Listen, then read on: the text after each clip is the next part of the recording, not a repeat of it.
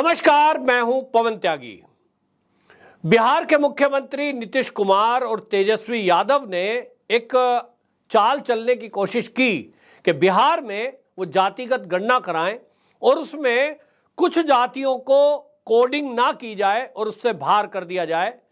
जातिगत गणना कराकर ये पता लगा लिया जाए कि किस जाति के लोग ज़्यादा हैं, किसके कम हैं। उसके आधार पर जो वर्ग ज़्यादा संख्या में हो उसको तवज्जो ज़्यादा दी जाए और जो कम हो उसको इग्नोर किया जाए। लेकिन इस बात को लेकर भारतीय जनता पार्टी शुरू से ही विरोध कर रही थी और वो ये कह रही थी कि जातिगत गणना का कोई आधार नहीं है।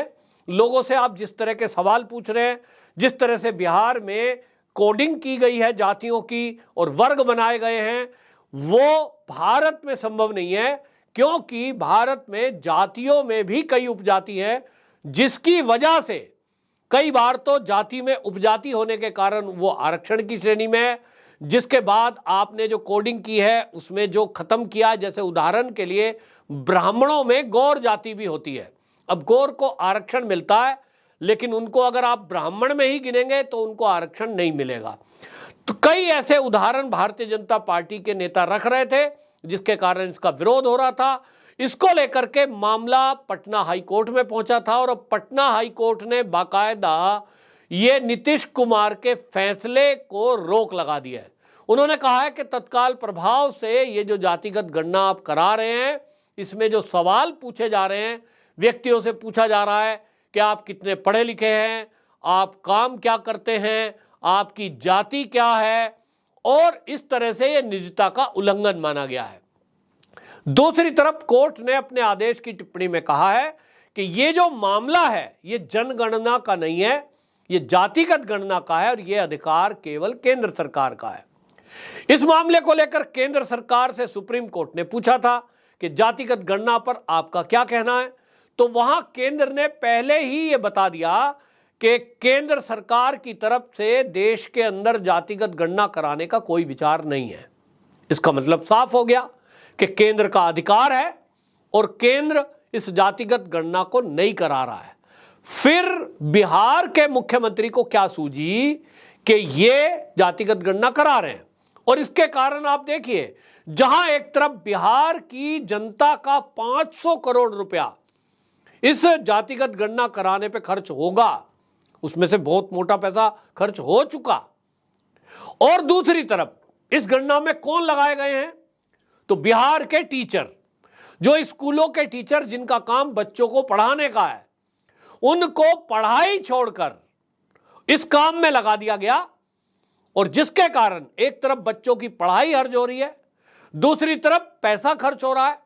बिहार में जहां सड़कों की जरूरत है, जहां अस्पतालों की जरूरत है, जहां स्कूलों की जरूरत है, सोचिए 500 करोड़ रुपया जातिगत गणना पर नीतीश कुमार खर्च करा रहे हैं। असली बात यह है कि इन लोगों को लगता है कि किसी भी तरह से ये कुर्सी हमारी बची रहे। नीतीश कुमार को तो आप देख ही रहे, पहले भारतीय जनता पार्टी के साथ थे, फिर उनको लगा कि भारतीय जनता पार्टी के साथ रहते रहते देश का प्रधानमंत्री तो मैं नहीं बन पाऊंगा, क्योंकि देश का प्रधानमंत्री तो 2024 में फिर से एक बार मोदी जी ही आ रहे हैं, तो मैं प्रधानमंत्री कैसे बन पाऊं।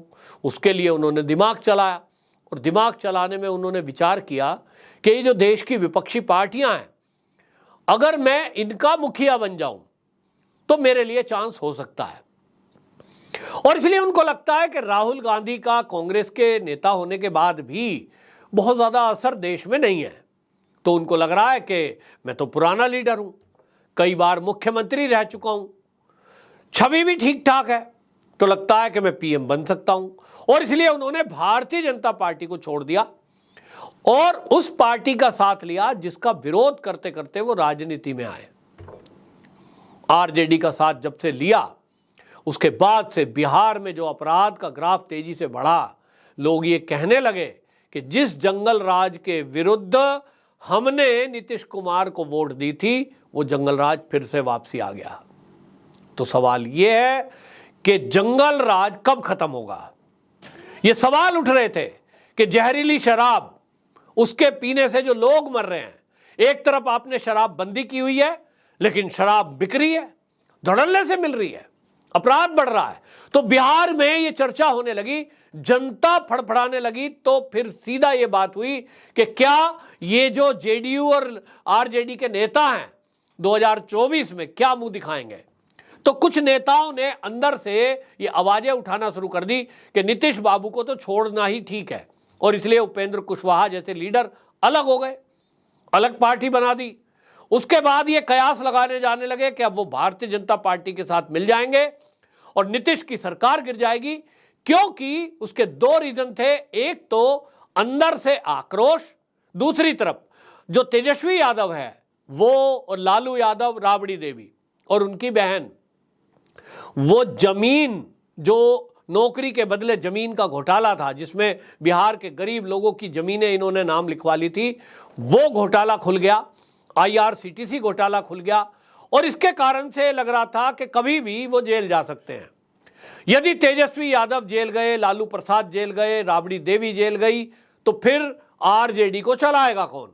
और इसलिए जब आरजेडी को चलाने वाला कोई नहीं बचेगा तो क्या होगा, अफरा तफरी मचेगी, सरकार गिरेगी। वैसे में सरकार बनाने के लिए कौन आगे आए, तो उपेंद्र कुशवाहा आगे आ गए, भारतीय जनता पार्टी एक्टिव हुई, फिर कई लीडर और एक्टिव हुए, और यहां सबसे ज्यादा जो प्रशांत किशोर है पीके, वो एक चुपचाप अपना काम बिहार में धीरे धीरे कर रहे हैं, वो सामने आए। यहां मुद्दा आया, आपको बता दूं, मनीष कश्यप का भी, एक पत्रकार है जो सवाल उठा रहा था, इन्होंने उठाकर उसको जेल में डाल दिया, उसके घर की कुर्की कर दी, उस पर NSA लगा।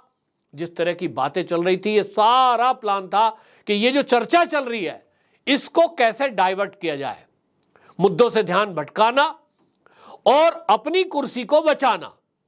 ये जो कारण था, उसके कारण नए मुद्दे लेकर आ गए, कभी किधर की बात करेंगे, कभी किधर की बात करेंगे। लेकिन अब जो ये हुआ है, ये पटना हाई कोर्ट ने नीतीश बाबू को बड़ा झटका दिया है।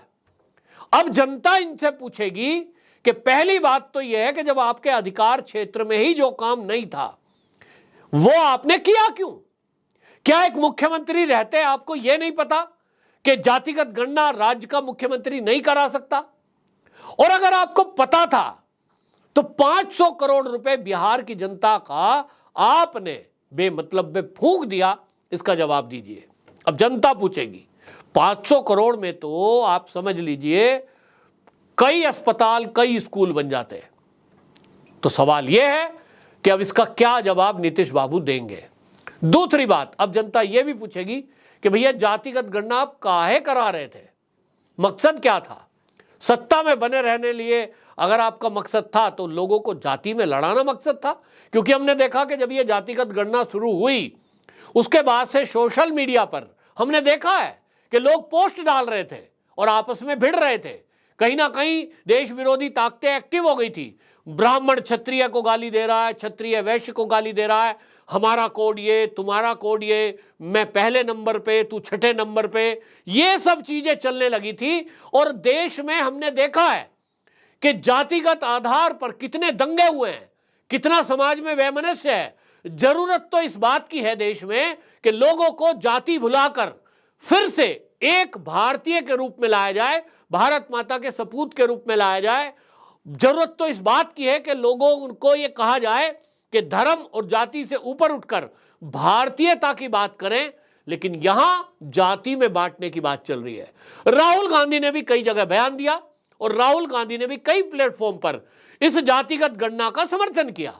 यानी साफ दिख रहा था कि कांग्रेस भी ये चाहती है, क्योंकि कुछ राजनीतिक दलों को यह सूट करता है कि देश के लोगों को आपस में बांटो और लड़ाओ। और आप देखेंगे गौर करके कि इस देश में यदि ईसाई हैं तो उनके अंदर भी कई है, अंदर से ब्रांचेज हैं, लेकिन ईसाई ईसाई है। मुसलमान हैं, उनमें भी कई जाति हैं, लेकिन वो मुसलमान ही कहलाता है। लेकिन हिंदुओं में इनको बांट दो, ये ब्राह्मण है, ब्राह्मण में भी उपजाति क्या है, ये ओबीसी है, ये एसटी है, अब उसमें उपजातियां क्या है, सब खोल के रख दो ताकि सब आपस में लड़ें कि मेरा आरक्षण ज्यादा, तेरा आरक्षण कम, मेरा कम क्यों, तेरा ज्यादा क्यों। और ये चीजें चलने लगी कि सवर्णों को 10% क्यों दिया जा रहा है, ब्राह्मणों को देने की क्या जरूरत है, ब्राह्मण कहते हैं दलितों को आरक्षण देने की क्या जरूरत है। और यही आपस में लड़ाई कराकर अंग्रेज इस देश में 200 साल राज कर गए।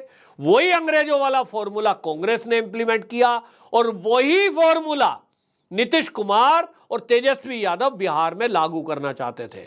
लेकिन न्यायपालिका हमारे देश की है, जिसके कारण से यह देश बचा हुआ है और वही अब सिद्ध हुआ है। पटना हाईकोर्ट ने जो इन दोनों को झटका दिया है, वो एक करारी चोट इनके आंकड़े पर लगी है, करारी चोट इनको लगी है, करारा झटका नीतीश कुमार को लगा है। हालांकि इस मामले में 7 जुलाई को अगली सुनवाई होगी, तब देखना होगा कि कोर्ट इनको क्या फटकार लगाती है। लेकिन अभी बिहार की जनता इतनी तो बात कह ही रही है कि नीतीश बाबू अपनी कुर्सी बचाने के लिए जो मुद्दे उठाने चाहिए वो मुद्दा नहीं उठा रहे हैं। जहां पैसा खर्च करना चाहिए जनता की सेवा में, वहां पैसा खर्च नहीं कर रहे, बेफजूल के कामों में पैसा खर्च के बिहार की जनता को लड़ाने का काम कर रहे हैं। आखिरकार क्यों? आपकी क्या राय है? कमेंट बॉक्स में जरूर बताएं। वंदे मातरम।